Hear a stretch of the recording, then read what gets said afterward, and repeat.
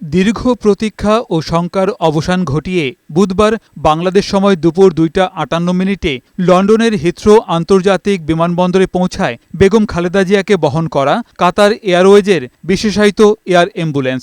সেখানে আগে থেকেই উপস্থিত ছিলেন পরিবারের সদস্যসহ যুক্তরাজ্য বিএনপির নেতাকর্মীরা।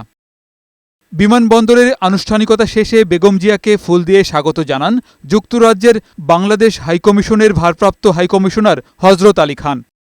এ সময় বিমানবন্দরের লাউঞ্জে খালেদা জিয়ার সাথে দীর্ঘ ৭ বছর পর দেখা হয় বড় ছেলে তারেক রহমানের সহধর্মিণী ডাক্তার জোবাইদা রহমানের সাথে। কিছুটা ঘনিষ্ঠ সময় কাটাতে দেখা যায় তাদের। পরে বহুল প্রতীক্ষিত মা ছেলের দেখা হয় বিমানবন্দরে। মাকে পেয়ে আবেগাপ্লুত হয়ে পড়েন তারেক রহমান। দলের চেয়ারপারসনকে স্বাগত জানাতে এদিন যুক্তরাজ্যের হিথ্রো আন্তর্জাতিক বিমানবন্দরের বাইরে সকাল থেকেই উপস্থিত ছিল স্থানীয় বিএনপির নেতাকর্মীরা। দীর্ঘদিন পর বেগম জিয়াকে কাছে পেয়ে আপ্লুত নেতারাও। পরে বিমানবন্দর থেকে লন্ডন ক্লিনিকে মাকে নিজেই গাড়ি চালিয়ে নিয়ে যান তারেক রহমান।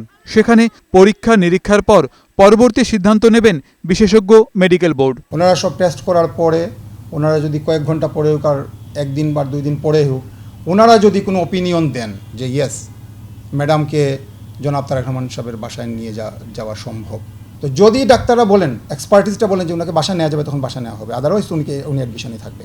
এর আগে মঙ্গলবার রাত 12:15 ঢাকা শাহজালাল আন্তর্জাতিক বিমানবন্দর থেকে লন্ডনের উদ্দেশ্যে রওনা হন সাবেক প্রধানমন্ত্রী বেগম খালেদা জিয়া। গোলাম মোর্শেদ, বৈশাখী সংবাদ, ঢাকা।